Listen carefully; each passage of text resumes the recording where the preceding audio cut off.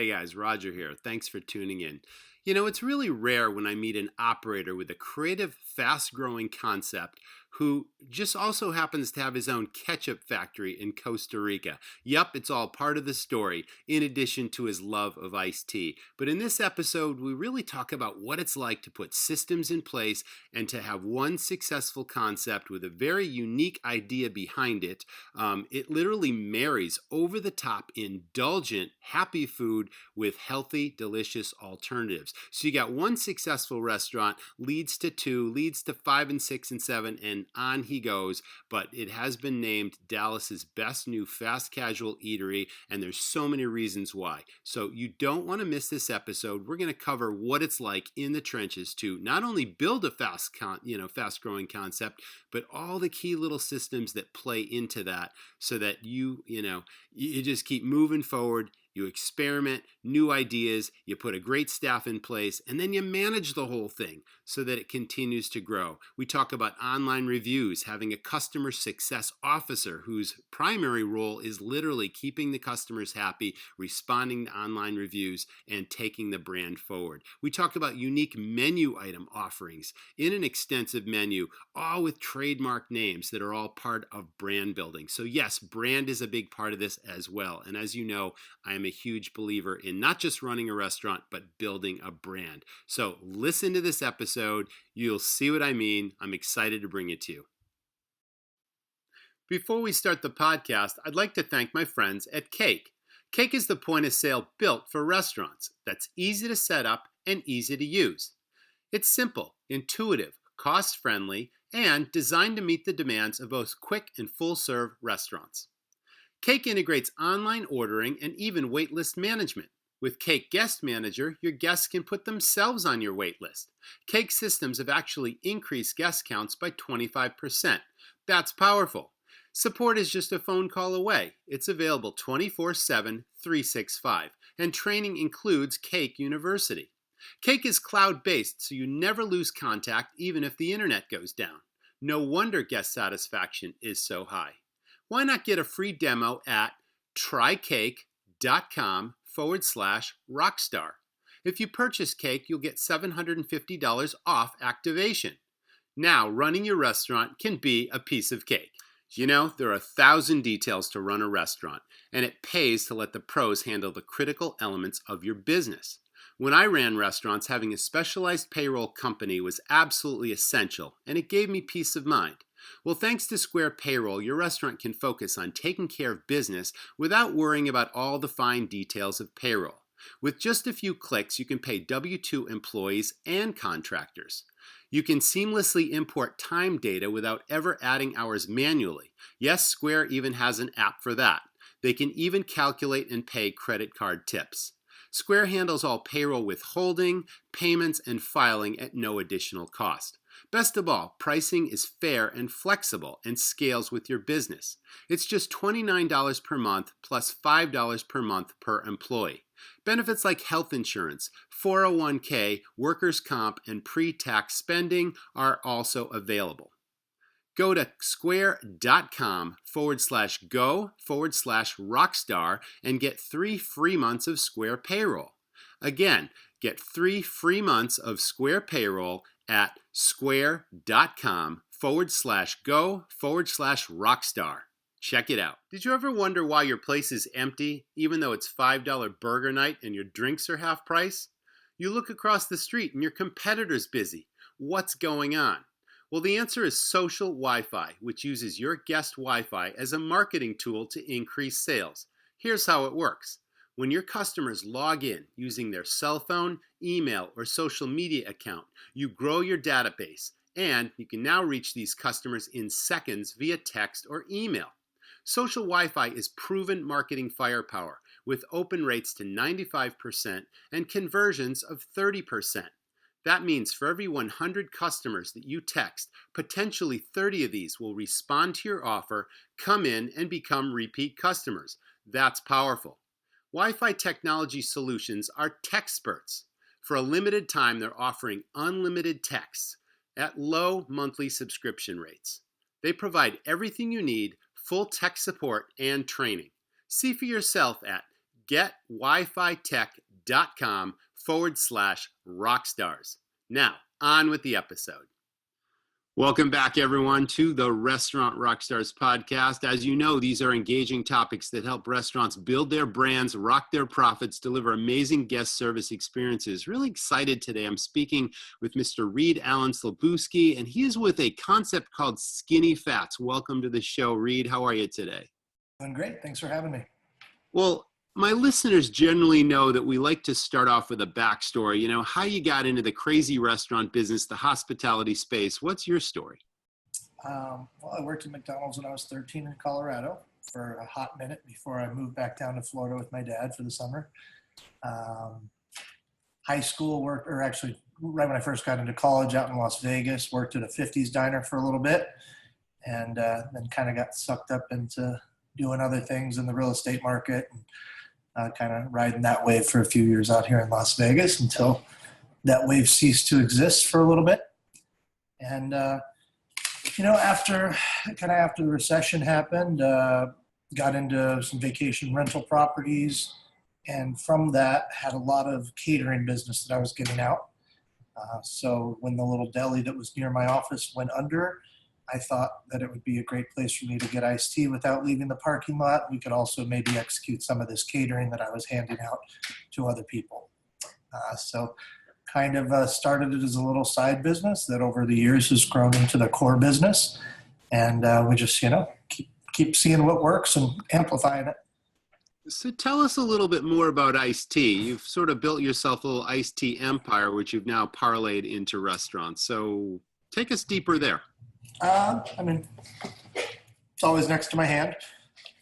So it's kind of just what I drink all day long. Try to splice it in with about half as much water now and not just iced tea all day long. But the spot that was here before the deli was a little, I think it had 4 4-tops and 4 2-tops, little tiny little red and white deli that was mainly meant to service the office park. And essentially it's where I got my iced tea every day. So when it went out of business, I couldn't get iced tea without leaving the parking lot. So that was my driving force for spinning something open. But it was a little bit of an oddball. We had as it was office space. It was a 8-foot electric hood that was in the deli. There was no gas, and because it was multi-units, the power bill was split up, so they couldn't hit you with the power bill. So we essentially, for $1,400 a month, got into a little restaurant, and that was including utilities. So it seemed like, pretty hard to lose. And of course, there's a lot of learning curve after that.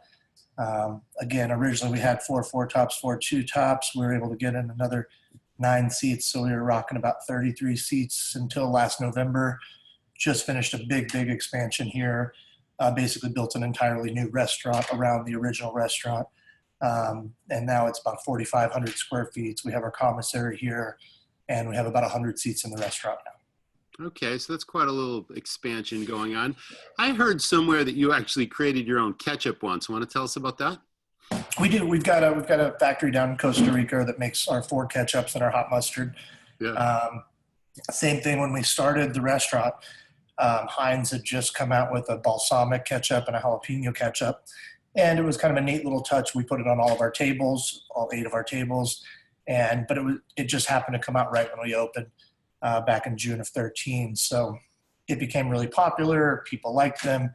And then they switched from a glass bottle to an upside down plastic squeeze bottle for food service, which was not on brand for us. So we started looking for other options. Came across another company that we were private labeling through and started to develop out our own brand of it. And then eventually I think they went from one factory to another to save a nickel and ended up coming with an inferior product and missed deadlines. I mean, we were ordering about a pallet at a time.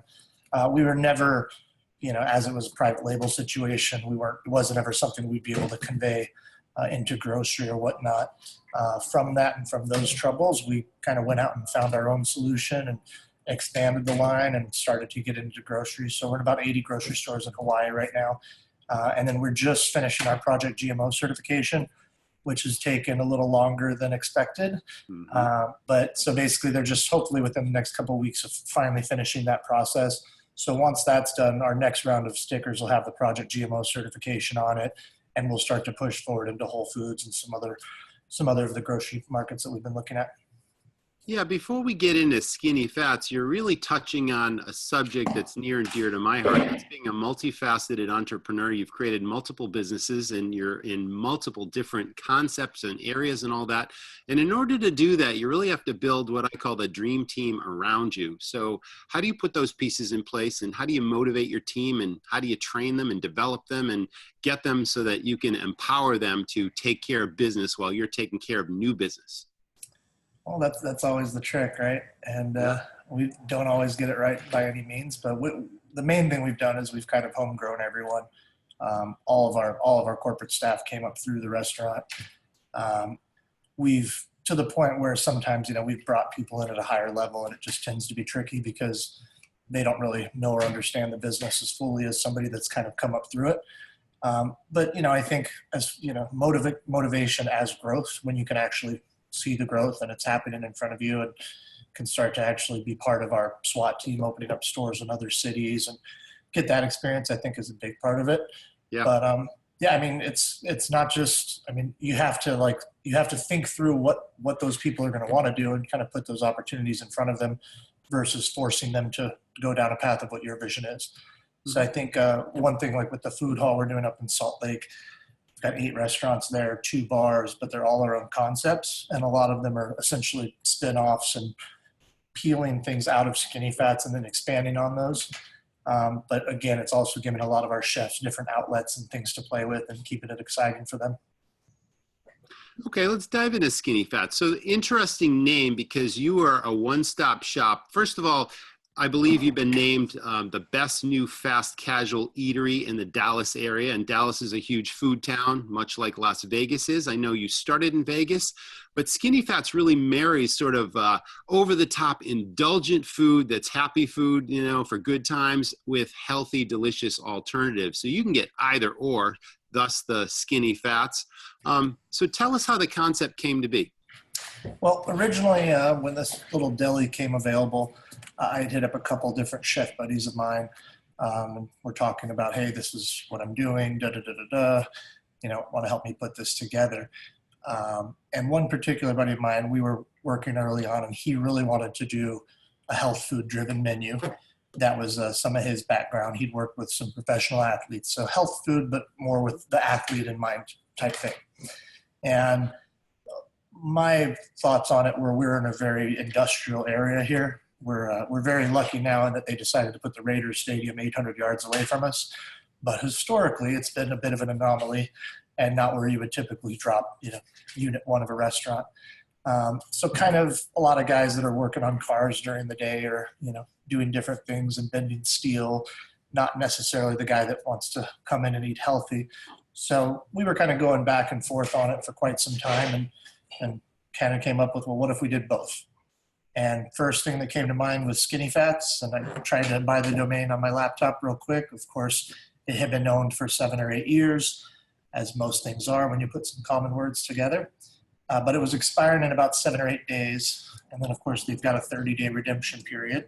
So we had this little window where if we were going to get skinnyfats.com, we would move forward with that as the name. And if for some reason we were not, I wasn't going to. I wasn't going to do Skinny Fats LV or any of those things people like to do when they can't get the actual domain of something. So we were able to secure the domain, started work on the IP, and really laid a lot of tracks that most people in that small business don't quite think ahead. We were lucky enough to have some really great people involved to help push the brand forward quickly and us start to get some traction. And so a lot of that IP has come in handy. We've got over 50 different trademarks. Most everything on our menu is a trademark name, but also the idea of a healthy, happy split menu of Skinny Fats.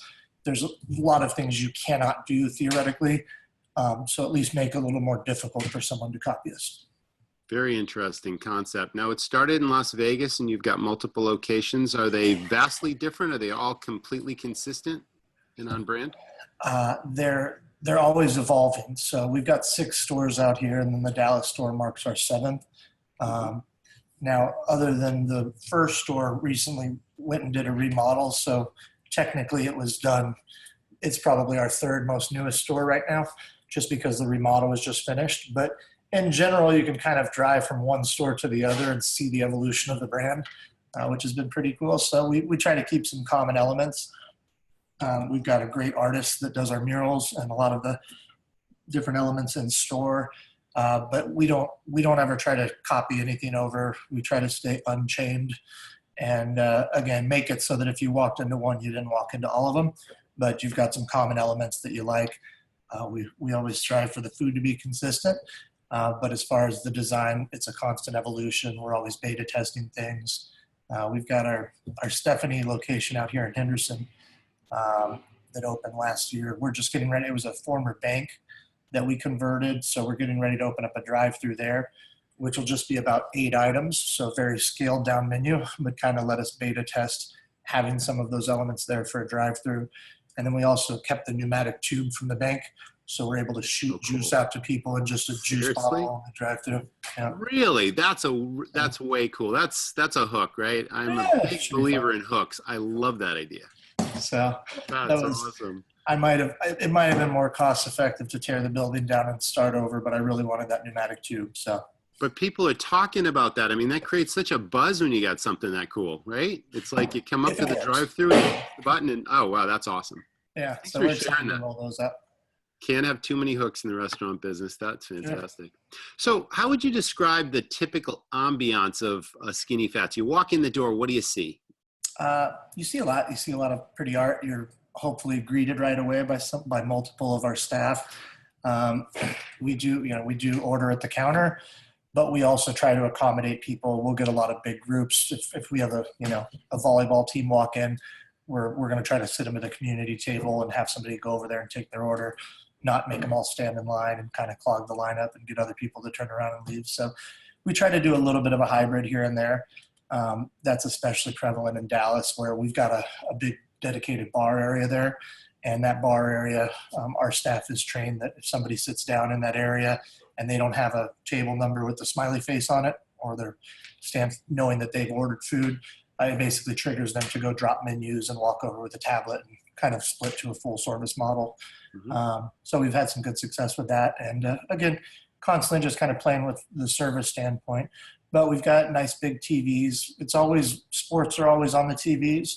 And then we have very, I would say, female-friendly music, but just kind of friendly for everybody, good music selections, so that, again, somebody can enjoy the music while somebody else can at least see what's going on in the sports world on the TVs.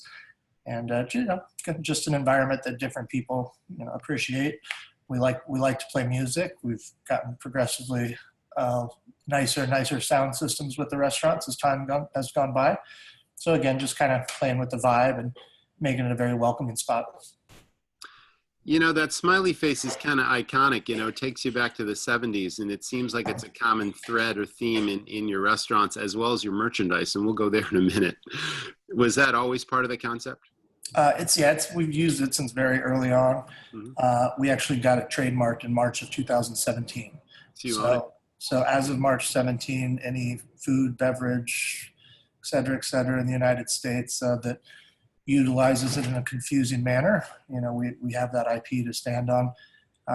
Obviously, there's a bunch of places that have used the smiley face in different forms over time. It was not easy to get it trademarked, so I'm sure spent a lot of time on that one, but that's probably one of our more favorite marks. Not easy, and probably not inexpensive either. Not inexpensive, tedious. So sure. Just lots of processes and tweaking to get it there. All right. So you have some very interesting names, and you mentioned you've got 50 plus trademarks and whatnot, and all the food names are very eclectic and interesting. Everything from, Brussel Crowe to Thai knee dancer with, spelled Thiai. So do you name all the dishes yourself personally? Is that your team? I would say I'm a very large percentage of it, but we definitely all contribute to them. Aside from the names that are on the menu, we do a different Eggs Benedict every weekend, times 52 weekends a year. Yeah. I'm 6 years of being open. And so we definitely all kind of chime in and help name those because we've been naming them for so long. I think unless there's an ingredient that jumps out at us, it gets harder. So we try to kind of splice in different things that are going on in the world that aren't too controversial and that kind of can be funny and just, they're only there for a few days. So spend a lot of time. We definitely all are heavy-handed in naming those. As far as the stuff that's on the menu, again, I'd say maybe I named 80% of it, and then others have contributed on the rest. But we don't even know at this point. We just, we spitball names and hone them in until we get them right. Well, I keep going back to my years of running restaurants, and it wasn't about running a restaurant. It was about creating and elevating and continuing to innovate a brand. And that's clearly what I see you doing here.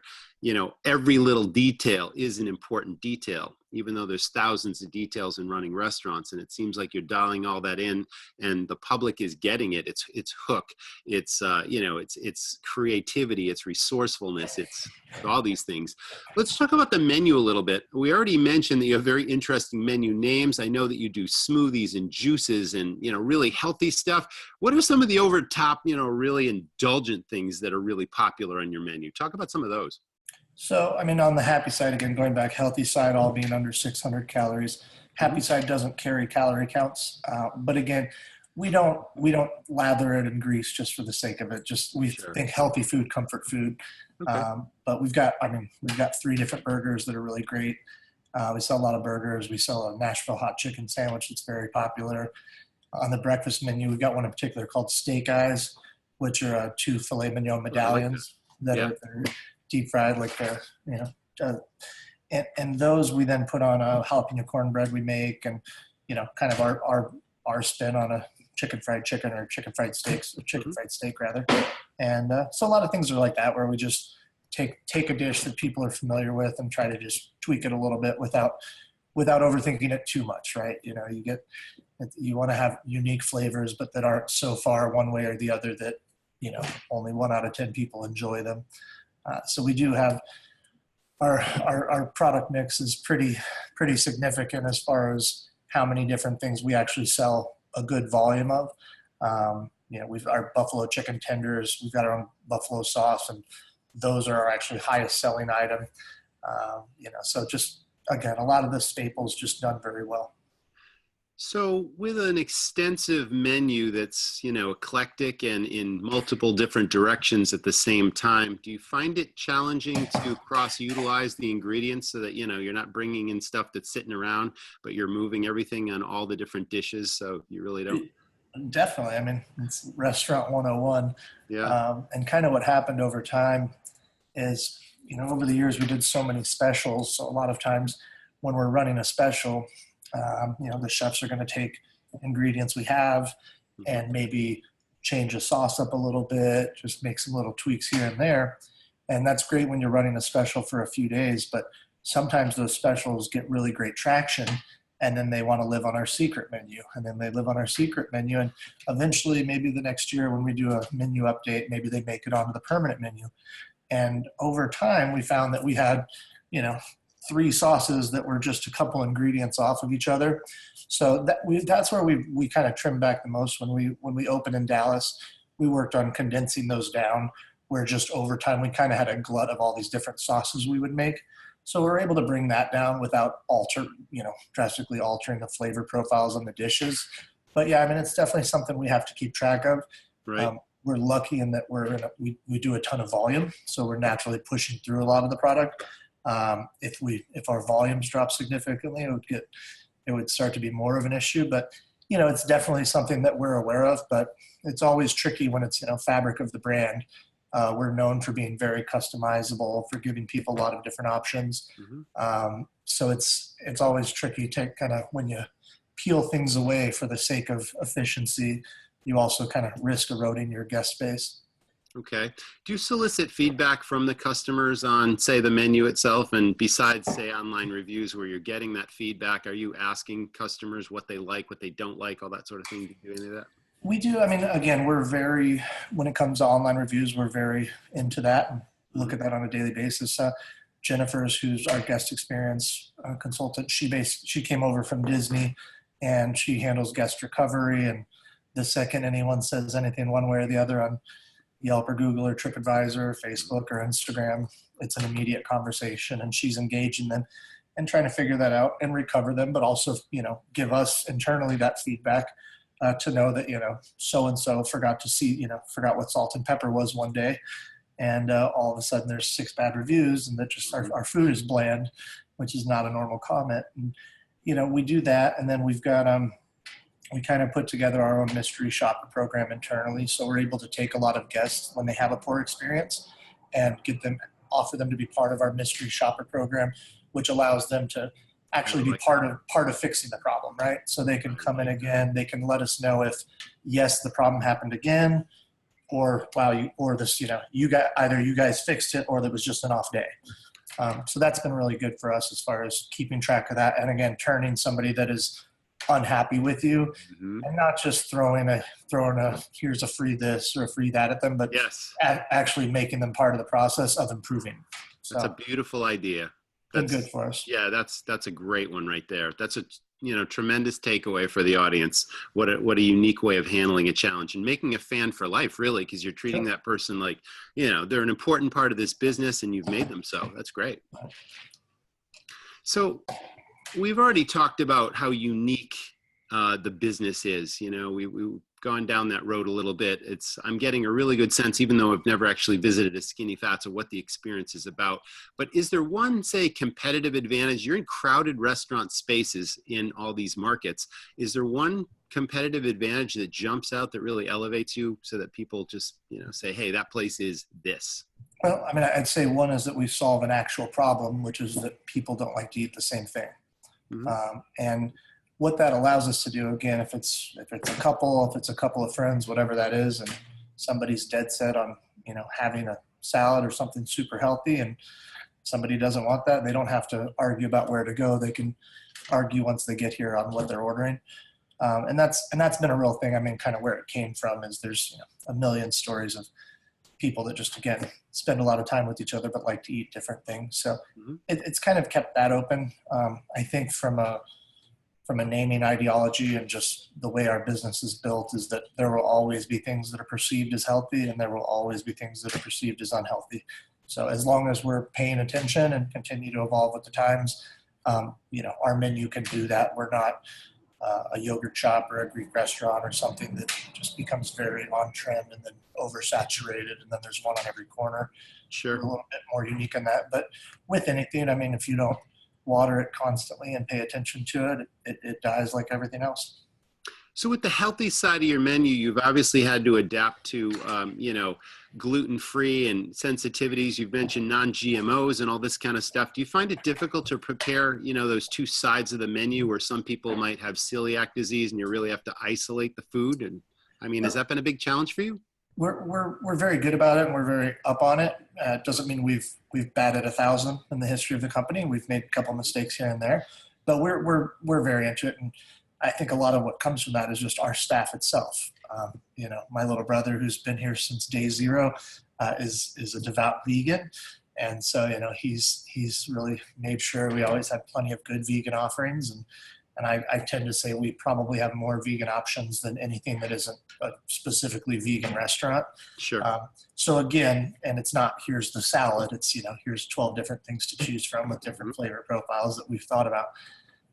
Also with that, we've got a lot of ways to modify things to make them vegan.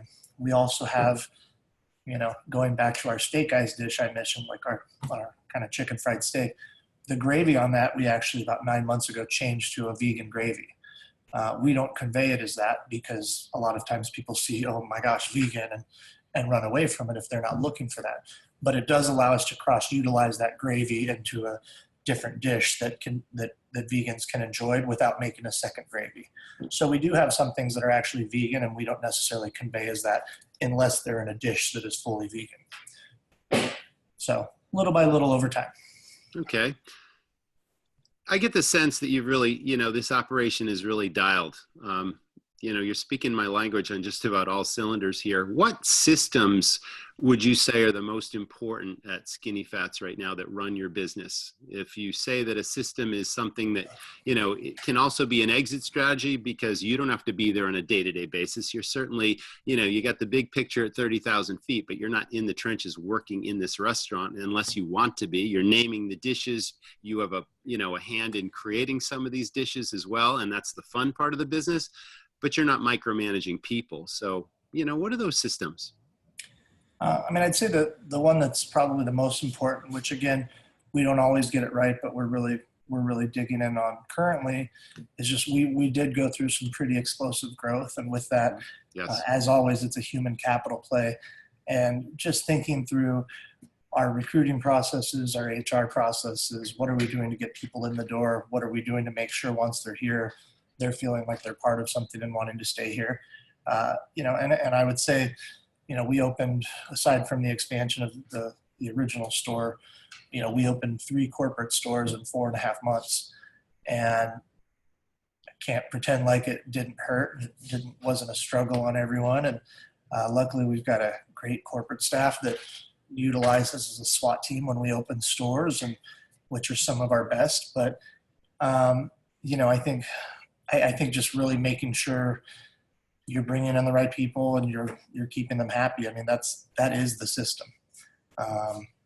Beyond that, what we're starting to gear into now is more technology for getting our SOPs more into the digital age, and making it a lot easier for somebody to come in and understand how we do things, and just kind of really bulking up what is our training process. I'd say ultimately, if you can get your recruiting and your training down, that's a pretty good step in running a great organization. If those two things aren't in place, you're just kind of chasing your tail. And a lot of times you've got people that are there and they're just not the right people.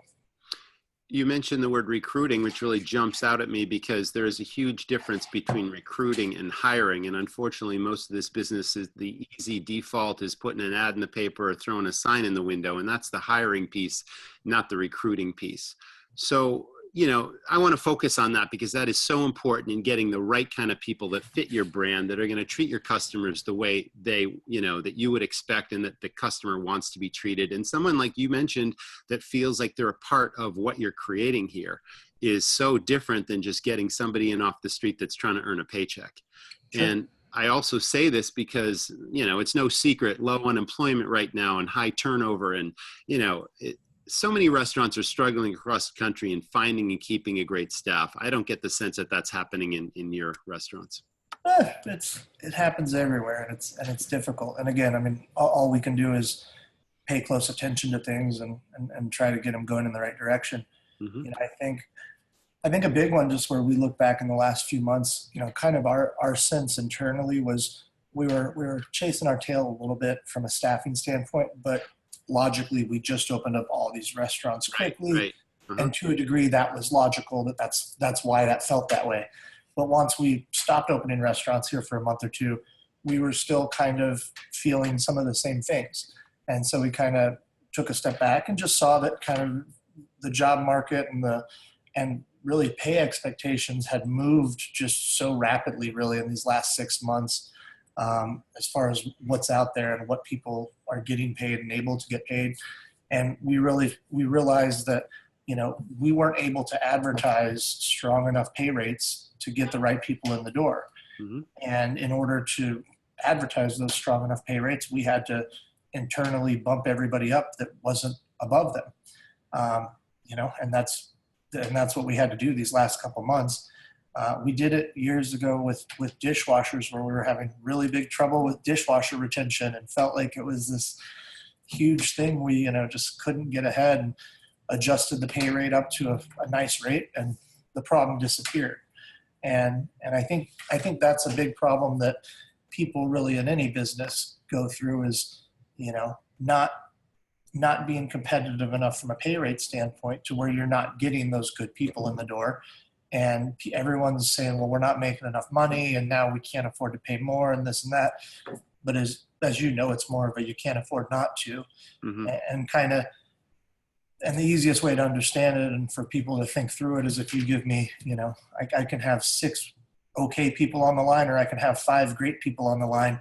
I'd rather pay those 5 great people more money and us put out better food and be more efficient and them enjoy their jobs more and hopefully not have to go get a second job. So I think that's kind of just a big thing that we're going through, is really just making sure that everyone's making enough money that we can have the right people in the door. And first step was going with our staff and bumping everyone up. So that was kind of an unexpected thing for them a few weeks ago. But we had to do that before we could put ads out and really start to recruit at a higher rate. But quickly we've gotten a lot of better people that normally wouldn't have even set foot in the door. And over time, they're going to come in and strengthen the team. And hopefully, we're going to be paying a little bit more, but we're also going to be getting some more quality people and having less people on the floor. So now we're talking about a balance. You mentioned earlier that you're obviously a high volume, really busy restaurant in your different locations, but obviously with rising costs and, cost of goods and high payroll costs and all that sort of thing, you need to strike that balance between not overcharging the customer, but they're feeling that they're getting value for their money. There's high perceived value when the plate is put in front of them. And, how do you strike that balance between keeping your costs in line, maximizing your profits, but putting out a high quality product and paying your people well? It's tough. It is, isn't it? It's the biggest challenge in the business. Yeah. You want to take care of everyone internally and make sure people are, happy to come to work. On the other hand, anytime you bump up a price, your consumer doesn't care how you got there. They still don't like it. Yes. And because it affects them. So, we've been very slow and methodical and as far as when it comes to adjusting prices over the years, we might tweak a couple things each year. Our rule of thumb is if cost has ever gotten out of line on something where we had to move it more than $1, we would just take it off the menu and put something else that was costed properly on there. Mm-hmm. I think $1 is typically about the biggest number a consumer can wrap their head around and still see value in something. For us, we're a restaurant that people eat at 4 or 5 times a week.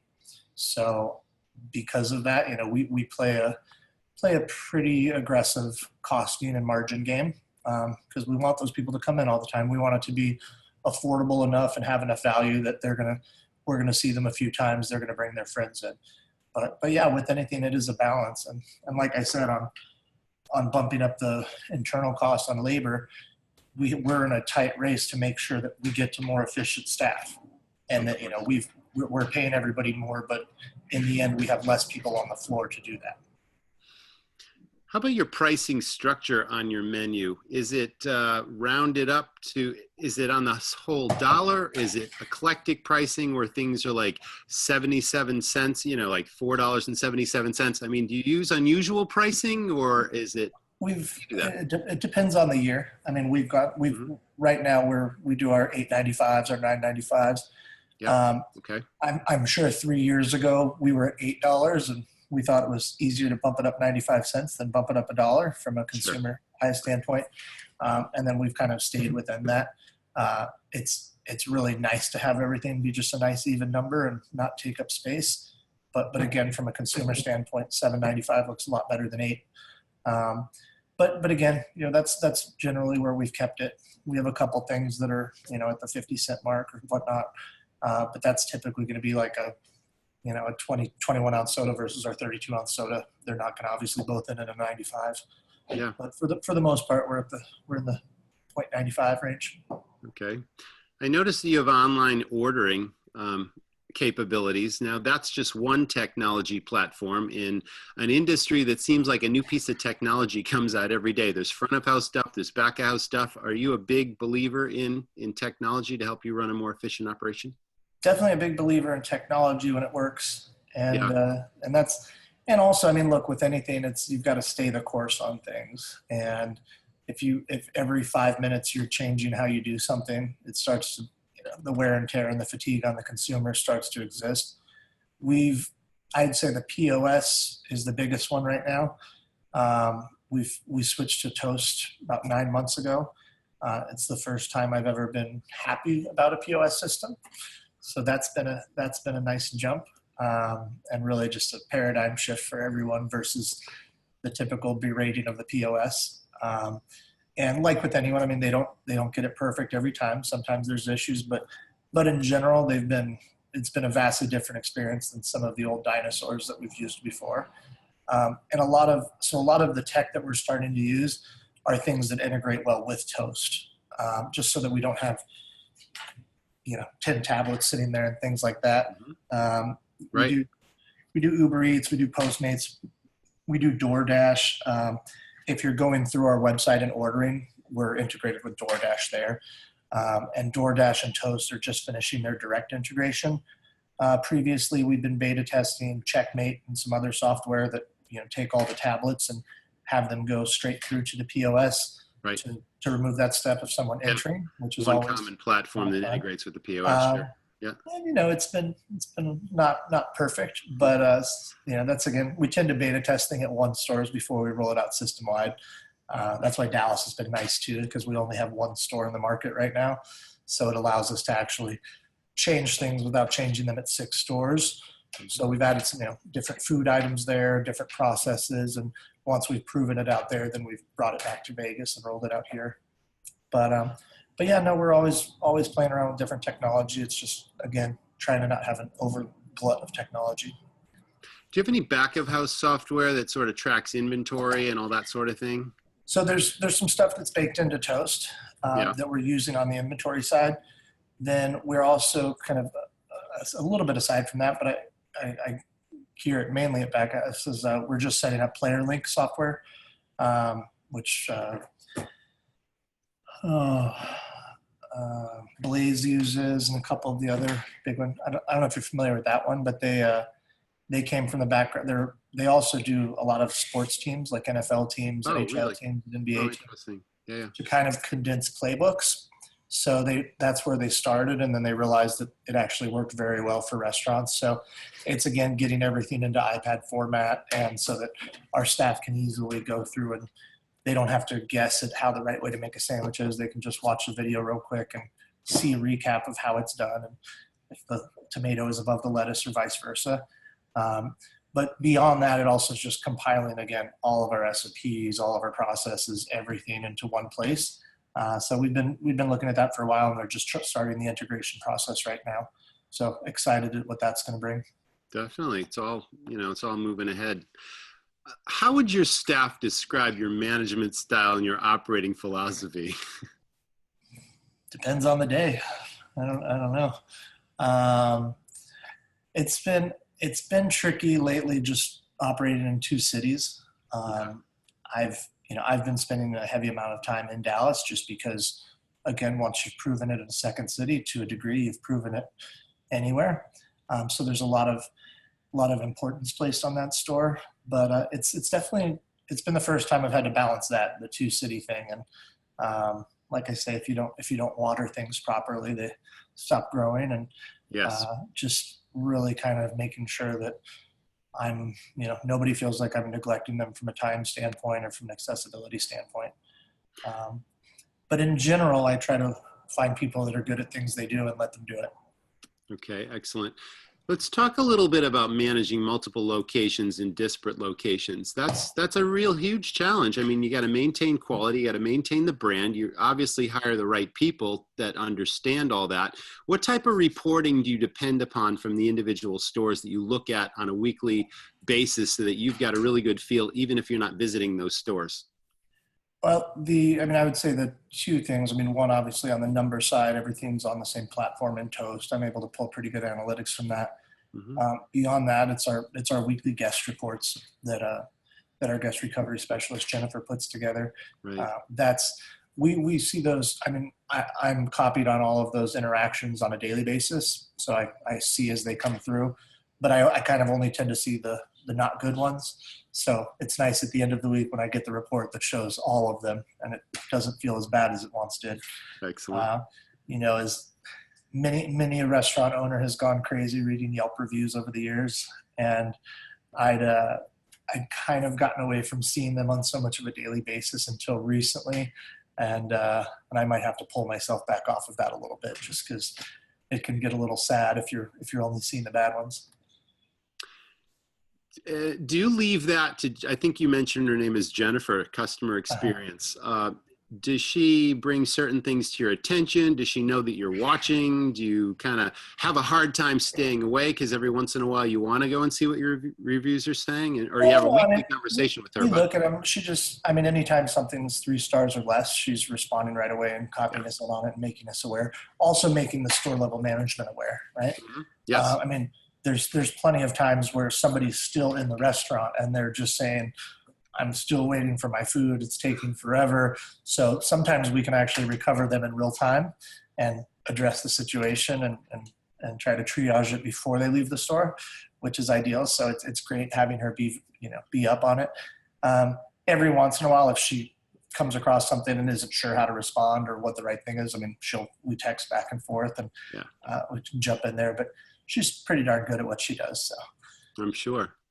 Well, you put a great amount of attention on the customer experience, and that's one of the foundational fundamentals of running this business anyway. So That's a given. I mean, you got to take care of the customer, else the competition will. For sure.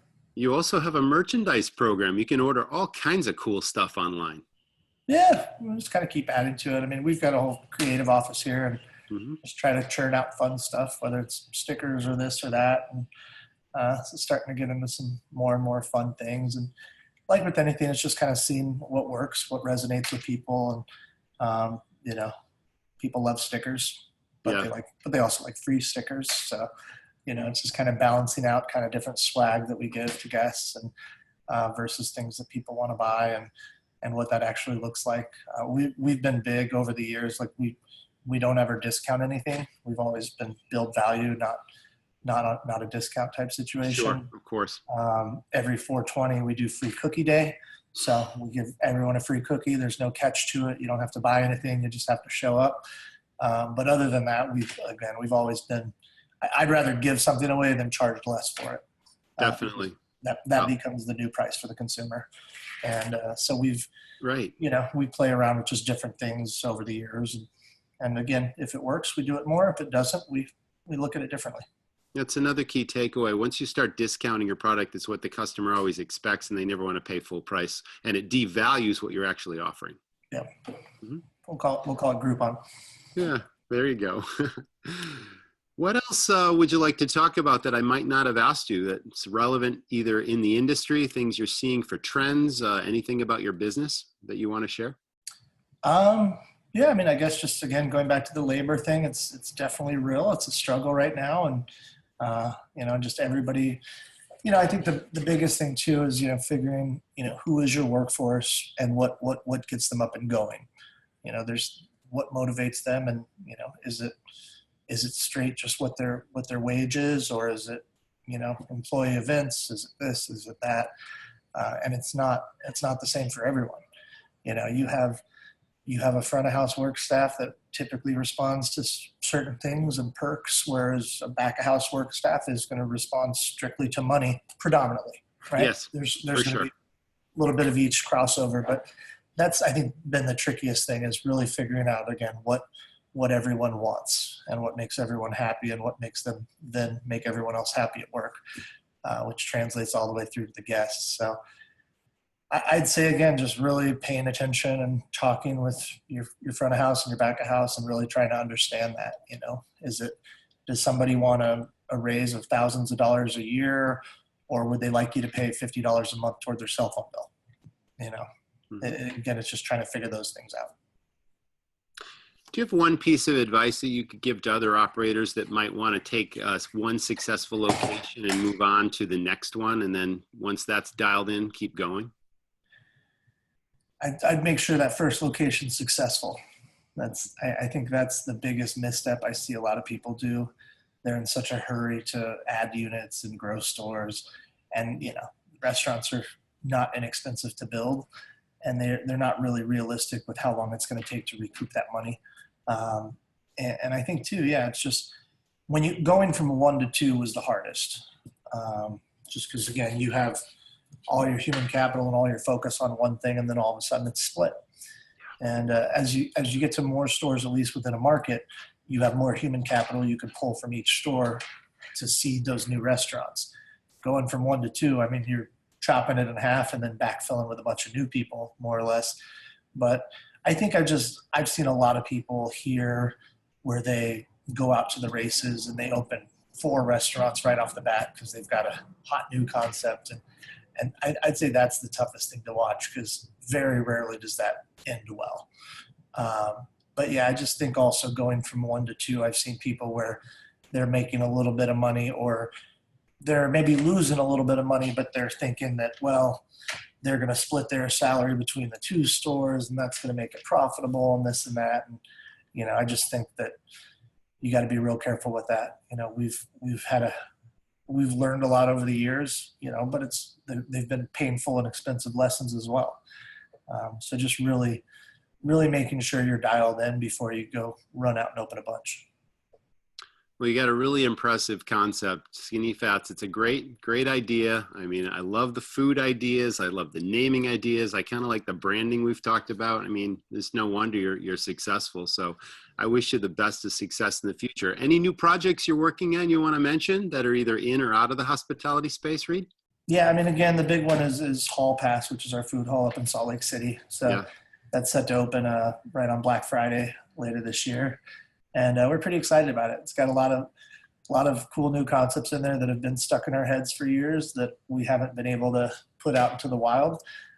So a lot of, as you know, our menu is very big here, so I can't really keep putting stuff on it. So this kind of gives us a different outlet to try some new things and also just kind of play around with Skinny Fats as a format. Yeah, it's beautiful. I mean, it's an experiment, it's a beta test, and it's also good feedback for the restaurants as well. So wish you the best of success with that. Thank you. Thanks for your time. It's been a great time talking with you, Reed. That was the Restaurant RockStars Podcast, folks, and we'll see you in the next episode. Well, guys, what did you think of that episode? It was really so powerful. There were so many key takeaways about what it's like to build a fast-growing brand. And I have to emphasize the word brand. I always recommend, that you shouldn't be running a restaurant.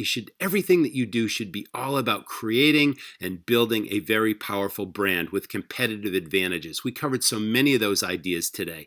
It was all about systems, though, wasn't it? It's like systems run your business. Whether you want to run your restaurant yourself and be hands-on operator in one or multiple locations, or you want free time and you want to be able to go off and do other things and you empower your staff, your people to have your back and take care of your restaurant, and you've got the cost controls in place, all those things are so necessary. It really comes down to systems.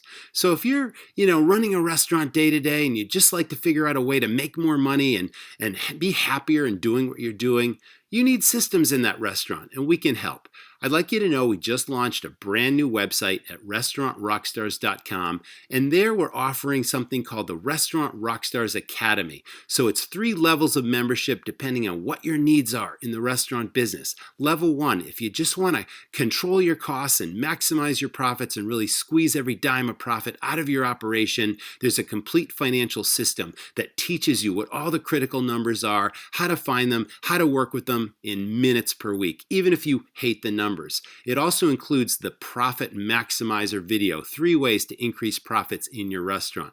Level 2 is all about staff development and training, recognition and rewards to build what I call your dream team staff. Not only, creating great customer service experiences, but also teaching your staff how to serve and how to sell and how to double your check averages and make more money in your restaurant. It also includes the financial system from level 1. And then finally, level 3, if you're just starting your very first restaurant, you don't know where to begin, you've never been in the business before, or maybe you're a chef who's worked for someone, his whole life and you just want to put your name on the door, but you suddenly realize it's so much more than putting out pretty food. The Academy Level 3 is for you. Or if you're a veteran operator that is just wondering why you're spinning your wheels, you got a busy restaurant, you're filling your seats, but you're just not watching your bank account grow. You're not making the kind of money you think you should be making. It's literally everything I've learned in 25 years in opening the doors to a successful place, putting the cost controls and the financial, profit maximization in place, developing that staff, coming up with really powerful marketing ideas that deliver huge ROI at very little money, and also finding efficiencies across the operation. You're going to find it all, no matter what level you're looking at in the Restaurant RockStars Academy. So thanks for listening to that. If you like what you're hearing, please give us a review on iTunes. It's going to help other owners and operators and managers find us. And you might as well subscribe as well to make sure you don't miss any episode. You can subscribe on iTunes. So we appreciate your listening. Thanks for being there. Stay tuned for the next episode, and I'll see you there. Thanks for listening to the Restaurant RockStars Podcast. For lots of great resources, head over to restaurantrockstars.com. See you next time.